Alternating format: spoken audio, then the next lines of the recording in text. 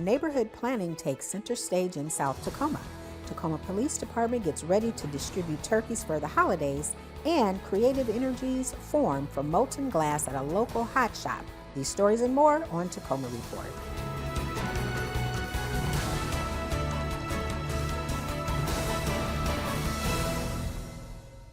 Hi, I'm Laura Proctor. Angie Foster will return in a few weeks. In South Tacoma, a group of citizens, business leaders, and a city staff recently came together. And it was more than just planning. It was about preserving what makes South Tacoma unique while paving the way for a thriving, inclusive community. Together, these concerned citizens are starting to build a legacy. Recently, community members, local business owners, and city leaders gathered in South Tacoma to take part in the neighborhood's future planning process, led by the City of Tacoma's Neighborhood Planning Program. The event brought together residents and business owners to engage in collaborative discussions about issues facing South Tacoma. City staff and Councilmember Joe Bushnell were on hand to listen, share insights, and answer questions.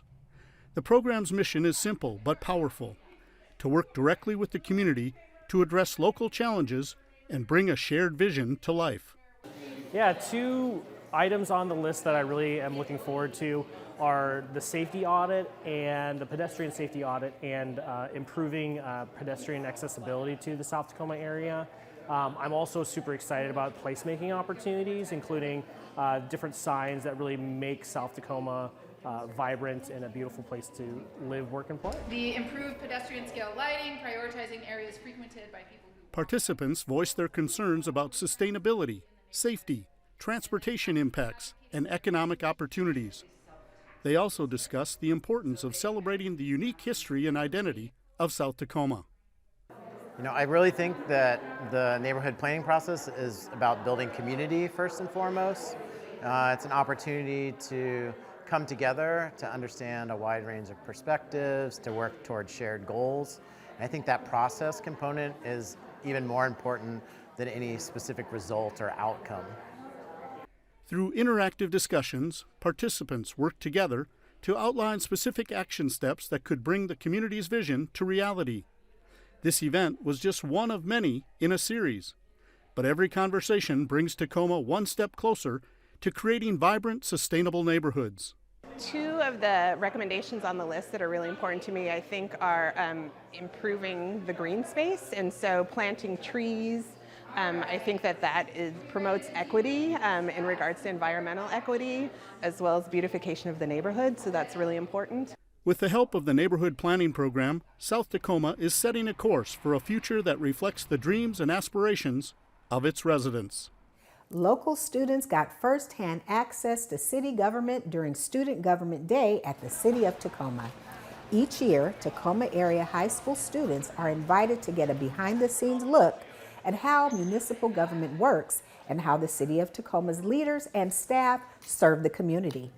On Tuesday, October 29th, students met with elected leaders and executive staff, got tours of various city departments and facilities, and the marquee event of the day was a mock council meeting where students played the role of the mayor, council members, city staff, or community stakeholders for a hands-on experience of how our democratic process works at the local level. The City Student Government Day is held each year in partnership with Tacoma Public Schools. Watch for more information on Student Government Day 2025 on the City Student Government Day webpage at cityoftacoma.org/Student Government Day. The Tacoma Dome recently hosted the T-Town City Services Expo and Job Fair.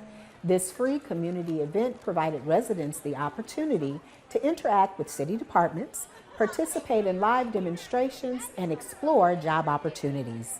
Some of the highlights included the always popular Public Works Traffic Garden, the Tacoma Public Library, Tacoma Creates, Public Works, Tacoma Police Department, Tacoma Fire demonstrating a car extraction using the jaws of life, a special appearance by Rhubarb from the Tacoma Rainiers, and of course, the TV Tacoma interactive booth with green screen.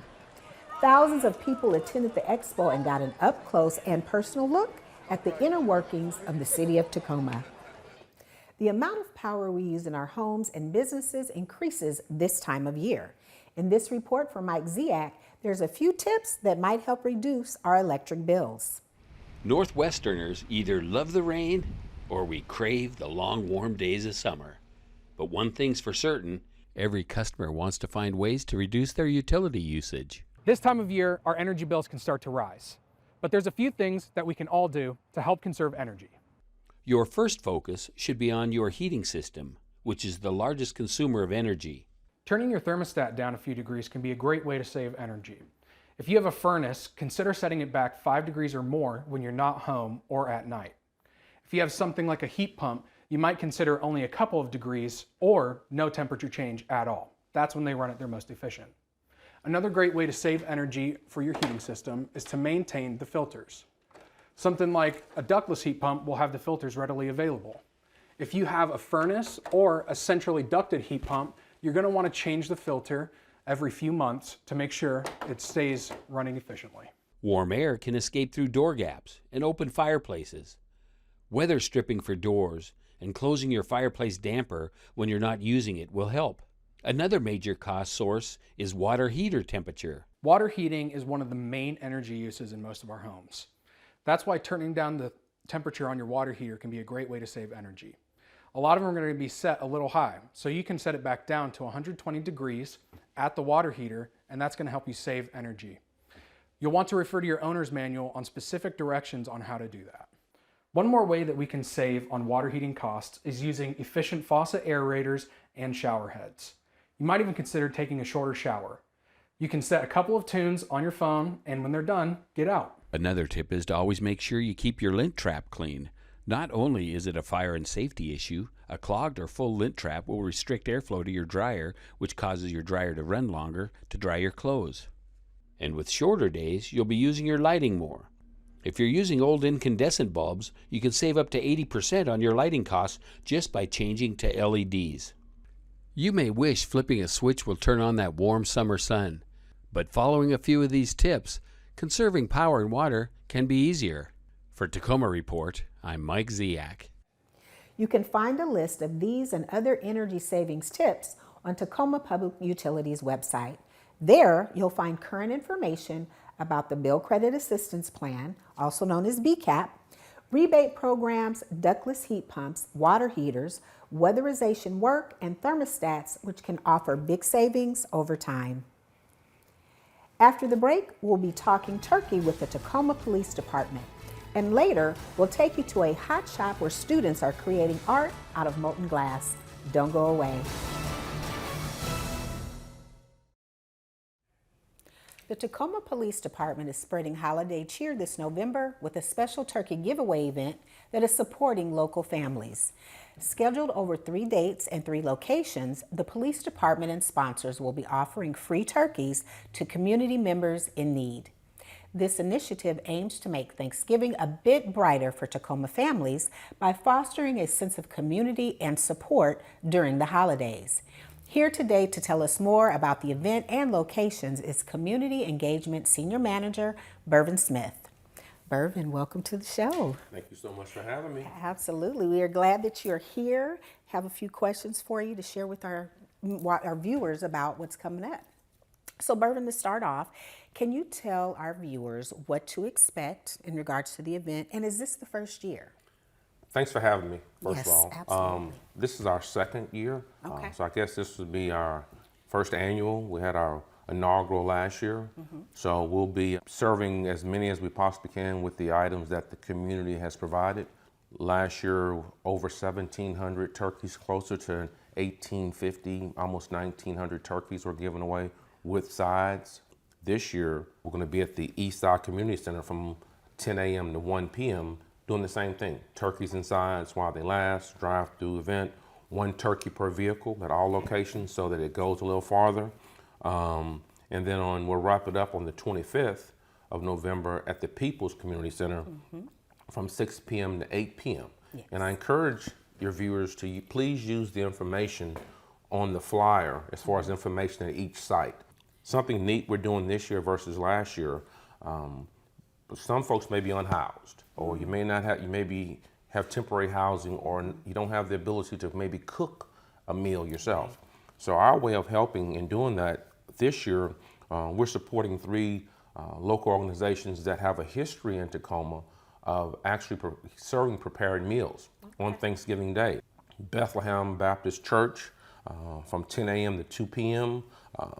The 9th annual Set the Table Thanksgiving feed that'll be at the Division Center. That'll go from 11 a to 4 p. And then something really neat, we're connected with Sean Tibbetts. Okay. I think a lot of your viewers may know him from the community and all the things that he does year round.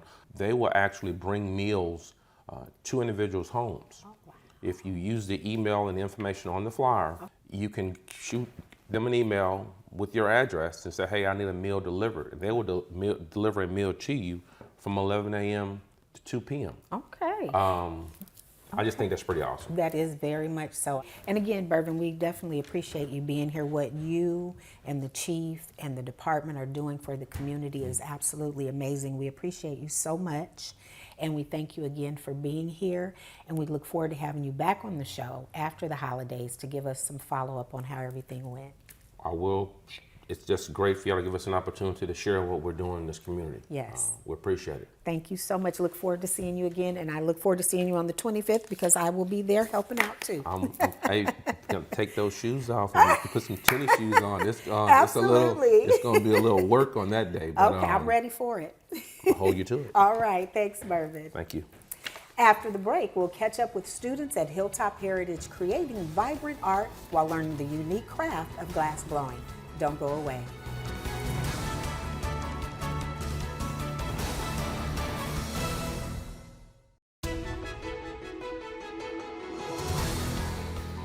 Welcome back to Tacoma Report.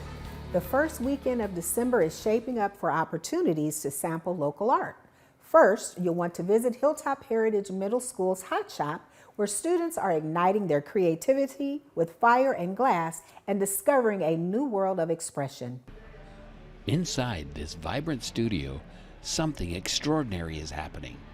Here, high school students are learning the ancient and intricate art of glassmaking, a craft that combines fire, skill, and creativity. Everyone kind of comes here to try to learn glass and just kind of get into a really fun art form. I definitely enjoy showing them glass instruction, but I also try to just make this a fun place for them to come and feel safe, because overall that's the biggest thing, is making sure this is a place that they could come to and enjoy themselves and be with their friends and have a good time. At Hilltop Artist Hot Shop, students from local high schools are honing their skills in glass art. Under the guidance of professional artists, these young artisans are transforming raw glass into beautiful art and jewelry. I am a part-time and after-school instructor. I teach the kids basic glass blowing skills. That kind of ranges from gathering to making cups to vessels and just kind of whatever they really are interested in making at the time. The Hilltop Artist Program isn't just about learning a craft. It's about building confidence, expressing creativity, and connecting with a community of fellow artists. Through hard work and dedication, these students are mastering techniques few others their age have explored. I feel like the biggest part of Hilltop is the community and how, it's about glass blowing and teaching kids to blow glass, but it's really so much more about the kids and being a part of the community and making your way in the world and building a lot of skills outside of just in the hot shop. And now their hard work is paying off. On December 7th from 10 to 1 p.m., Hilltop Artists will be hosting a holiday sale featuring one-of-a-kind art and jewelry created by these talented young artisans. I get to finally share everything that I've worked on and realized and seen in my head with everyone who comes and supports us, and it's I get to show the world how great glass blowing is. This event is more than just a sale. It's a celebration of these students' journey and growth, a chance for the community to support the next generation of artists. The Winter Glass Sale inside the gym at Hilltop Heritage Middle School happens December 7th from 10 a.m. and goes until 1 p.m. Shop, tour, and buy handmade art from some of the young, talented artists that are a part of this terrific program. Also on December 7th, Looking for something creative and unique this holiday season? Don't miss Arts at the Armory in Tacoma. Attend the event on Saturday, December 7th and Sunday, December 8th from 11 a.m. to 5 p.m. at the historic Tacoma Armory for a vibrant two-day arts market. Over 100 local artists will showcase their work, everything from ceramics and glass to jewelry, painting, music, and more. This free all-ages event is a celebration of Tacoma's thriving art scene. Parking is limited, so consider public transit or carpooling. For more details, visit tacomaartsmonth.org. The most wonderful parade of the year is almost here as the Greater South Sound community gears up for the much anticipated 11th annual Tacoma Santa Parade on Saturday, December 14th. Organized by an enthusiastic group of volunteers and local businesses, this free community event promises to spread festive cheer and community spirit along historic South Tacoma Way. This year's parade promises to be as enchanting as ever, with hundreds of participants, captivating characters, and the big man himself, Santa Claus. Festivities begin at noon with holiday shopping, food and drink specials, and vendors lining the streets. The parade begins at 4:30 p.m. and the route will wind its way through historic South Tacoma Way, with most of the action taking place between the blocks of 50th and 56th. Metro Parks is offering plenty to do to keep families and kids busy this holiday season. Mondays, parents take your babies on the trail where you're never too young to enjoy the outdoors. This program is for parents and guardians of children 18 months and younger. Learn about plant safety and weatherproofing play dates in any season while meeting other caretakers and engaging in nature-themed activities you can't replicate at home. All children must be accompanied by an adult. Older siblings are welcome. On Fridays, there's Tots on the Trail. See Point Defiance from a kid's point of view. Children ages 18 months and up are invited to join Park Guide Jen on a toddler-led hike through Point Defiance Park. Explore the park's trails and enjoy a quick lesson on plant safety and protecting the environment. All children, once again, must be accompanied by an adult, and older siblings are welcome. And finally, winter break camps and Metro Parks Beyond the Bell program come together to offer meaningful after-school activities to elementary school students.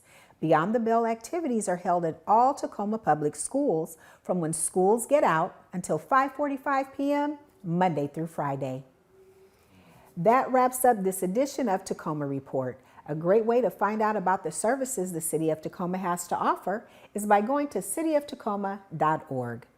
We leave you now with a look back at the Central Avenue's Dia de los Muertos celebration, where the colorful celebration honored the dearly departed while celebrating the living. I'm Laura Proctor. We'll see you next time.